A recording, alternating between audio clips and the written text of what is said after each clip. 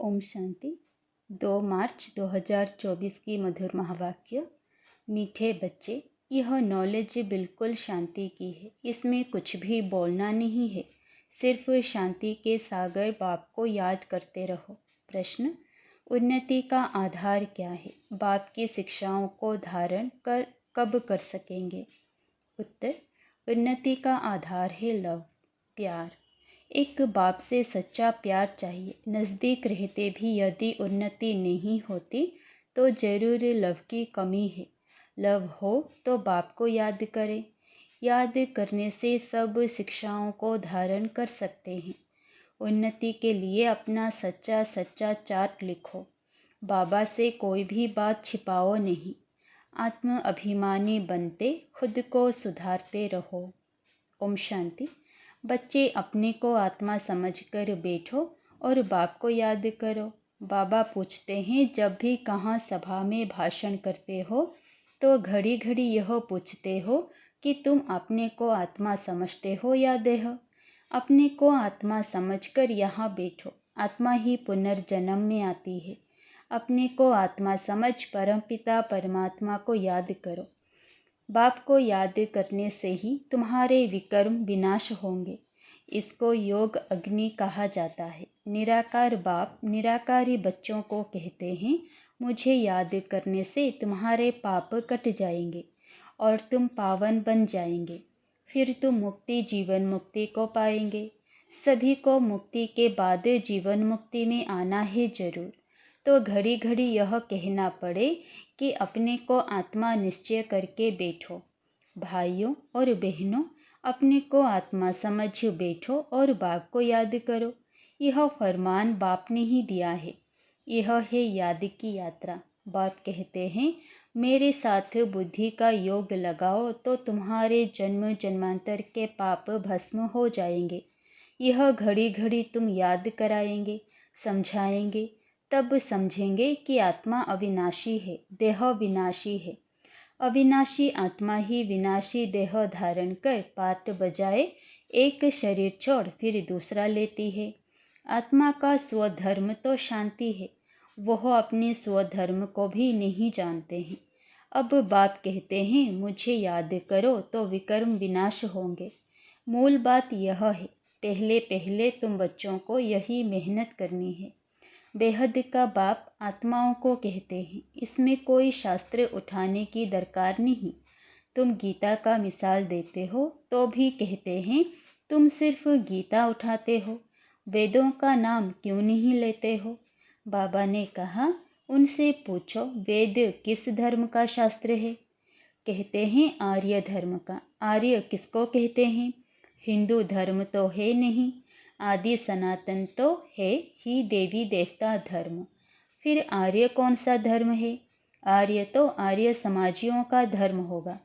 आर्य धर्म तो नाम ही नहीं है। आर्य धर्म किसने स्थापन किया? तुमको वास्तव में गीता को भी नहीं उठाना है। पहली बात है, अपने को आत्मा समझ बाप को याद करो तो सतो प्रधान बन जाएंगे। इस समय सब हैं तमो प्रधान। पहले पहले तो बाप का ही परिचय देना है। महिमा भी बाप की ही करनी है। यह भी तुम तब कह सकेंगे जब तुम खुद बाप को याद करते होंगे। इस बात की बच्चों में कमजोरी है। बाबा हमेशा कहते हैं, याद की यात्रा का चार्ट रखो। दिल से हर एक पूछे, हम कहाँ तक याद करते हैं? तुम बच्चों के दिल में अथाह खुशी रहनी चाहिए। तुमको अंदरूनी खुशी होगी तो दूसरों को भी समझाने का असर होगा। पहली मूल बात यही कहना है कि भाइयों और बहनों, अपने को आत्मा समझो। ऐसे और कोई सत्संग में नहीं कहेंगे। वास्तव में सत्संग कोई है नहीं। सत्य का संग एक ही है, बाकी है कुसंग। यहाँ है बिल्कुल नई बात। वेदों से तो कोई धर्म स्थापन हुआ ही नहीं, तो हम वेदों को क्यों उठाएं? कोई में भी यह नॉलेज है नहीं। खुद ही कहते हैं नेति नेति, अर्थात हम नहीं जानते हैं, तो नास्तिक हुए ना। अब बाप स्वयं कहते हैं आस्तिक बनो, अपने को आत्मा समझो। यह बातें गीता में कुछ है, वेदों में है नहीं। वेद उपनिषद तो ढेर हैं, अब वह किस धर्म का शास्त्र है? मनुष्य तो अपनी बातें करते हैं, तुमको किसका भी सुनना नहीं है। बाप तो सहज समझाते हैं, अपने को आत्मा समझ बाप को याद करो तो पावन बन जाएंगे। इसलिए वर्ल्ड की हिस्ट्री ज्योग्राफी को जानना है। तुम्हारा यह त्रिमूर्ति गोला है मुख्य, इसमें सब धर्म आ जाते हैं। पहले पहले है देवी देवता धर्म। बाबा ने कहा है त्रिमूर्ति गोला बड़ा बड़ा बनाकर दिल्ली के मुख्य स्थान पर, जहाँ आना जाना बहुत हो, वहाँ लगा दो। 3 सीट पर हो। सीढ़ी में तो और धर्मों का नहीं आता है। मुख्य यह 2 चित्र हैं, समझाना ही इस पर है। पहले है बाप का परिचय, बाप से ही वर्षा मिलता है। इस बात का निश्चय कराने बिगर तुम्हारा कुछ भी कोई समझ नहीं सकेगा। एक बाप को ही नहीं समझा है तो दूसरे चित्रों पर ले जाना ही फालतू है। अल्फ को समझने बिगर कुछ भी समझेंगे नहीं। बाप के परिचय बिगर और कोई भी बात ना करो। बाप से ही बेहद का वर्षा मिलता है। बाबा ख्याल करता है ऐसी सहज बात क्यों नहीं समझते हैं। तुम्हारी आत्मा का बाप वह शिव है, उनसे ही वर्षा मिलता है। तुम सब आपस में ब्रदर्स हो। जब इस बात को भूलते हो तब तमो प्रधान बन जाते हो। अब बाप को याद करो तो सतो प्रधान बन जाएंगे। मूल बात है ही रचयिता और रचना को जानना। कोई भी जानते नहीं, ऋषि मुनि भी जानते नहीं थे। तो पहले बाप का परिचय दे सबको आस्तिक बनाना है। बाप कहते हैं मुझे जानने से तुम सब कुछ जान जाएंगे।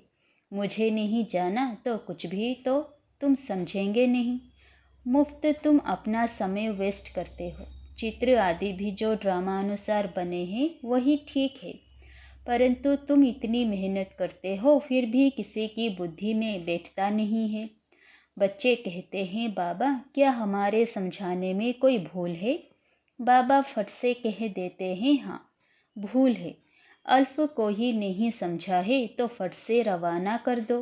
बोलो जब तक बाप को नहीं जाना तब तक तुम्हारी बुद्धि में कुछ भी बैठेगा नहीं। तुम भी जब देही अभिमानी अवस्था में नहीं रहते हो तो आंखें क्रिमिनल रहती है। सिविल तब बनेगी जब अपने को आत्मा समझेंगे। देही अभिमानी होंगे तो फिर तुमको आंखें धोखा नहीं देगी। देही अभिमानी नहीं तो माया धोखा देती रहेगी। इसलिए पहले तो आत्म अभिमानी बनना है। बाबा कहते हैं अपना चार्ट दिखाओ तो मालूम पड़े। अगर अभी तक झूठ, पाप, गुस्सा है तो अपना ही सत्यानाश करते हो। बाबा चार्ट देखकर समझ जाते हैं कि यह सत्य लिखा है या अर्थ भी नहीं समझा है। सब बच्चों को बाबा कहते हैं चार्ट लिखो। जो बच्चे योग में नहीं रहते वो इतनी सर्विस भी नहीं कर सकते। जौहर नहीं भरता है। भल बाबा कहते हैं कोटों में कोई निकलेगा, परंतु जब तुम खुद ही योग में नहीं रहते हो तो दूसरों को फिर कैसे कहेंगे।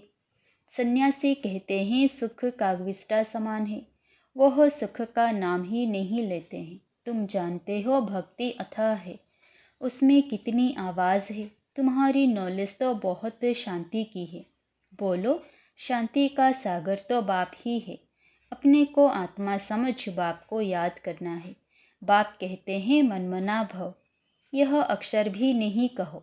हिंदुस्तान की है हिंदी भाषा, फिर संस्कृत दूसरी भाषा क्यों? अब इन सब भाषाओं को छोड़ो। पहले तुम भाषण करो कि अपने को आत्मा समझो। बहुत हैं जो अपने को आत्मा भी नहीं समझ सकते, याद नहीं कर सकते। अपने घाटे को कोई समझ ना सके। कल्याण तो है ही बाप की याद में। और कोई सत्संग में ऐसे नहीं कहते हैं कि अपने को आत्मा समझ बाप को याद करो। बच्चे कभी बाप को एक जगह बैठ याद करते हैं क्या? उठते बैठते बाप की याद है ही। आत्म अभिमानी बनने की प्रैक्टिस करनी है। तुम बहुत बोलते हो, इतना बोलना नहीं चाहिए। मूल बात है याद के यात्रा की। योग अग्नि से ही तुम पावन बनेंगे। इस समय सब दुखी है, सुख मिलता ही है पावन बनने से। तुम आत्म अभिमानी हो, किसी को समझाएंगे तो उनको तीर लगेगा। कोई खुद विकारी है और किसको कहे निर्विकारी बनो तो उनको तीर नहीं लगेगा। बाप कहते हैं, बच्चे तुम खुद याद की यात्रा पर नहीं रहते, इसलिए तीर भी नहीं लगता। अब बाप कहते हैं, बीती सो बीती, पहले अपने को सुधारो। दिल से पूछो, हम अपने को आत्मा समझ बाप को कितना याद करते हैं। जो बाप हमको विश्व का मालिक बनाते हैं, हम शिव बाबा के बच्चे हैं, तो जरूर हमको विश्व का मालिक बनना है। वही एक माशूक आकर तुम्हारे सामने खड़ा हुआ है, तो उनके साथ बहुत लव होना चाहिए। लव माना याद। शादी होती है तो स्त्री का पति के साथ कितना लव होता है। तुम्हारी भी सगाई हुई है, शादी नहीं। वह तो जब विष्णुपुरी में जाएंगे, पहले शिव बाबा के पास जाएंगे, फिर ससुर घर जाएंगे। सगाई की खुशी कम होती है क्या? सगाई हुई और याद पक्की हुई। सतयुग में भी सगाई होती है, परंतु वहाँ सगाई कभी टूटती नहीं है। अकाले मृत्यु नहीं होती, यह तो यहाँ होती है। तुम बच्चों को भी गृहस्थ व्यवहार में रहते पवित्र बनना है। भल बहुत नज़दीक भी रहते हैं, फिर भी उन्नति नहीं होती है। जो उस लव से आते हैं उनकी बहुत उन्नति होती है। याद ही नहीं तो लव भी नहीं रहता, तो उनकी शिक्षाओं को भी धारण नहीं कर सकते। भगवान उवास, तुम बच्चे सबको यही पैगाम दो कि काम महाशत्रु है, जो आदि मध्य अंत दुख देता है। तुम तो पवित्र सत्यों के मालिक थे, अभी तुम गिरकर गंदे बन पड़े हो। अब यह अंतिम जन्म फिर से पवित्र बनो। काम चिता पर बैठने का हथियाला कैंसल करो। तुम बच्चे जब योग में बोलेंगे तब किसी की बुद्धि में बैठेगा। ज्ञान तलवार में योग का जौहर चाहिए। पहली मुख्य है एक बात। बच्चे कहते हैं, बाबा हम बहुत मेहनत करते हैं, तब मुश्किल कोई निकलता है। बाबा कहते हैं, योग में रहकर समझाओ। याद की यात्रा की मेहनत करो। रावण से हारकर विकारी बने हो, अब निर्विकारी बनो। बाप की याद से तुम्हारी सब मनोकामनाएं पूर्ण हो जाएंगी। बाबा स्वर्ग का मालिक बनाते हैं। बाबा डायरेक्शन तो बहुत देते हैं, परंतु बच्चे अच्छी तरह कैच नहीं करते हैं और बातों में चले जाते हैं। मुख्य तो बाप का पैगाम दो, परंतु खुद ही याद नहीं करेंगे तो दूसरों को कैसे कहेंगे। ठगी नहीं चलेगी। दूसरों को कहे विकार में नहीं जाओ, खुद जाए तो जरूर दिल खाएगी। ऐसे भी ठग हैं, इसीलिए बाबा कहते हैं मूल बात है ही अल्फ। अल्फ को जानने से तुम सब कुछ जान जाएंगे। अल्फ को ना जानने से तुम कुछ भी समझ नहीं सकेंगे।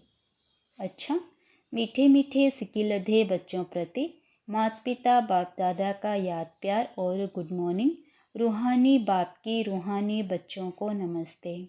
धारणा के लिए मुख्य सार। पहला, अंदरूनी बाप के याद की खुशी में रहकर फिर दूसरों को बाप का परिचय देना है।